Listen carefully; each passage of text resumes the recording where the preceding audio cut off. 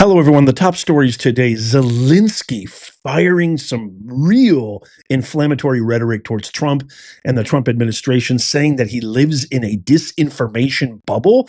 And then I've got Trump's response, and wait till you hear what J.D. Vance says.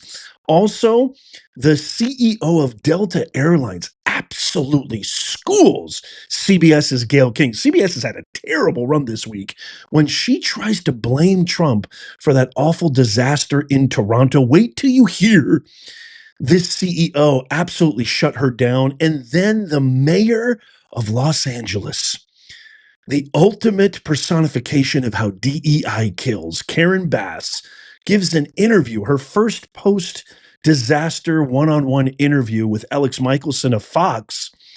And wait till you hear what she says. She actually says she's blaming someone else for what she did, and it relates to her trip to Ghana. But first, let's get into this. So Zelensky firing some shots back and forth here at the Trump administration, biting the hand that feeds him. Check out this video right here. There are many views on what's happening. I never comment on popularity ratings, especially my own or other leaders. It shows that there is some political competition and elections, but we don't have it. I look at this, but I don't comment officially. But since such are the times, we will seize the initiative, I will say that. First of all, we have 58% confidence in me. I have seen this in various opinion surveys. So if anyone wants to replace me right now, that won't work. Another story, since we're talking about percentages, we are seeing a lot of disinformation, and it's coming from Russia. We understand this, and we have proof that these figures are being discussed between America and Russia. Unfortunately, President Trump, with all due respect for him as the leader of a nation that we respect greatly, the American people, is living in this disinformation space. And the question is not support for me, but what is important, the ratings we are focused on. Obviously, some big words there from President Zelensky of Ukraine, who was unelected, claiming that he's got 3/4 of the popular vote. Check out what Trump's response is to that. Watch this. Okay, so on Truth Social today, Trump said, think of it, a modestly successful comedian, Volodymyr Zelensky, talked to the United States of America into spending $350 billion to go into a war that couldn't be won, that never had to start, but a war that he, without the U.S. and Trump, would never be able to settle. The United States has spent $200 billion more than Europe. What a shock there. And Europe's money is guaranteed, while the United States will get nothing back. Why didn't sleepy Joe Biden demand equalization? Because he's a vegetable. He's practically a corpse.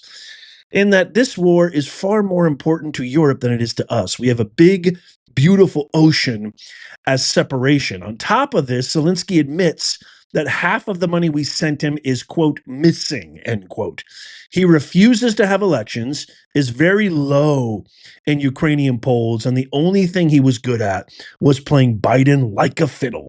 A dictator without elections, Zelensky better move fast, or he is not going to have a country left. In the meantime, we are successfully negotiating an end to the war with Russia, something all admit only Trump and the Trump administration can do. Biden never tried.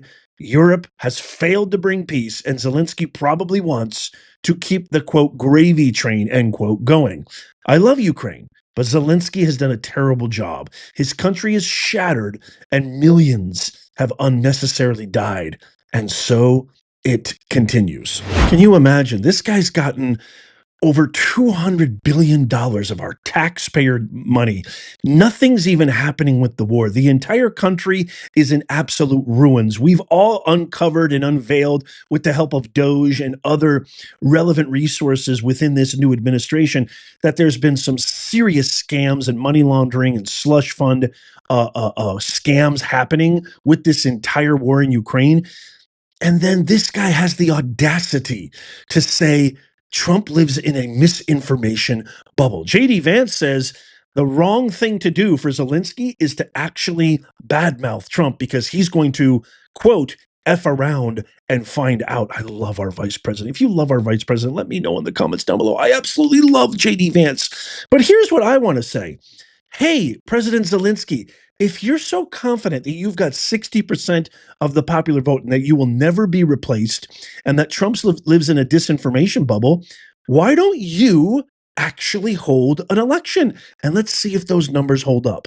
Let's see if they hold up. If you're that confident that nobody can usurp you and replace you, and we're giving you more money than Europe times 1,000, and you claim to want a democratic free Ukraine, well, this is a good symbol for you to actually hold a free, open, democratic election with opponents, with a primary, with debate. Why don't you do that to see if you can back up what you have to say and back up those numbers? Something tells me you won't, will you? Let me know in the comments what you think down below. Okay, now, this story right here is beautiful. CBS is just on an absolute losing streak, the likes that we've never seen before. Watch as Delta CEO Ed Bastian shuts down Gayle King. Check this out. No, the Trump administration recently fired many employees of the FAA administration. Do those cuts worry you, and do you think that impacts the safety? I know you just said it's the safest way to travel, but after looking at all these mishaps, a lot of people are very nervous. Do these cuts affect you? The cuts do not affect us, Gayle. I've been in close communication with the Secretary of Transportation. I understand that the cuts at this time are something that are raising questions, but the reality is there's over 50,000 people that work at the FAA, and the cuts, I understand, were 300 people, and they were in non-critical safety functions. The Trump administration has committed to investing deeply in terms of improving the overall technologies that are used in the air traffic control systems and modernizing the skies. They've committed to hiring additional controllers and investigators and safety investigators. So no, I'm not concerned with that at all. Take that, Gayle King. Man, it is just so unbelievably low. CBS, I mean, it's bad enough Margaret Brennan blaming the Holocaust on the weaponization of free speech, which means nothing. It's bad enough that 60 Minutes lied blatantly about Trump. Now you've got, I mean, they just won't. This is what I mean by making common sense go right. This is what I mean by we cannot stop. We got our country back. We won on November 5th, but we have to keep fighting because they're nuts. They just won't quit. Now she's hinting every turn, every curve at trying to blame everything on Trump. Blame this accident on Trump. You know whose fault it is? I'll tell you whose fault it is. Take a look at this. So the pilots that actually were the ones in the cockpit during that horrific accident in Toronto from Delta Airlines were pilots from Endeavour Air. And what does Endeavour Air care about more than anything? Well, let's take it from their website. Our most important behaviors. Look what I have highlighted. To promote diversity and inclusion in all aspects of the airline and our operation. What do you know, Gayle King? It's the same thing that I've been saying for countless years. It's the same thing that I've seen in higher education for decades. This promotion of a discriminatory, racist, cancerous ideology, woke ideology, DEI, kills. It is the ultimate psyop. It is the ultimate contagion, more infectious than Ebola, than COVID, anything. And it's invisible. It's impalpable. It's not a real tangible thing. It is 1 billion% a psychological psyop is what it is. And Trump has ended it, but it's going to take a long time to rebuild. Thank God. My only question to you, Des Nation, is imagine how much worse this would have gotten if Kamala would have cheated harder. Just imagine for just a second, because we won, we're back. But just imagine. By the way, if you want to know where you can get one of your very own made in the USA 100% original Patriot Designation merch, the link is in the pinned comment, show notes, and description down below. It's all made in the USA, all original. Check it out. Okay, our next story, Los Angeles Mayor Karen Bass, who absolutely created a travesty of ill preparation, leaving on a fun-filled trip to Ghana, Africa, God knows why, when she even knew that there were huge weather reports on the way, that she probably shouldn't take the trip, but she did anyway, tells Alex Michelson she's looking into it, and she's investigating the people who allowed her to go on a trip that she personally volunteered to go on. Make it make sense. Check this out. Go to Ghana, which I know you've said was a mistake now. But I just am curious on the thought process behind it. Right. Because we know that there was warnings about the weather before you went, and you still went. What was the thought process behind going to Ghana? So let me just tell you a couple of things. First of all, when the White House called and asked me if I would represent the president, I said yes. It was going to be a very, very short trip, over a weekend and 2 business days. We need to look at everything about the preparation and all of that for the fires, because I think when we evaluate that, we will find that although there were warnings that I frankly wasn't aware of, although there were warnings, I think our preparation wasn't what it typically is, meaning that before there's a major weather event, for example, last week when we knew we were going to get into the rains, you saw us come together and us talk about, get your sandbags, bring the K-rails out. That type of preparation didn't happen. If that had, I will tell you, Alex, I wouldn't have even gone to San Diego, let alone leave the country. But what do you mean there were warnings you weren't aware of? Because I know we were talking about it on the news. A lot of people were talking about the problems, warning that this was going to be a huge deal. So when I talked about it with the fire chief, what she said is that we have warnings of Santa Ana winds a lot, but predicting this, and you saw, from the city, from the county, that level of preparation really didn't happen. So it didn't reach that level to me to say something terrible could happen and maybe you shouldn't have gone on the trip. Why didn't it happen? But to me, I don't know. I mean, I think that that's one of the things we need to look at. So 2 investigations are taking place. One internal to the city, and that's the Fire Commission, because that's mandated by the city charter. So the commission will hire an outside entity to examine everything, the pre-deployment, why were firefighters sent home, all of that should have taken place that didn't.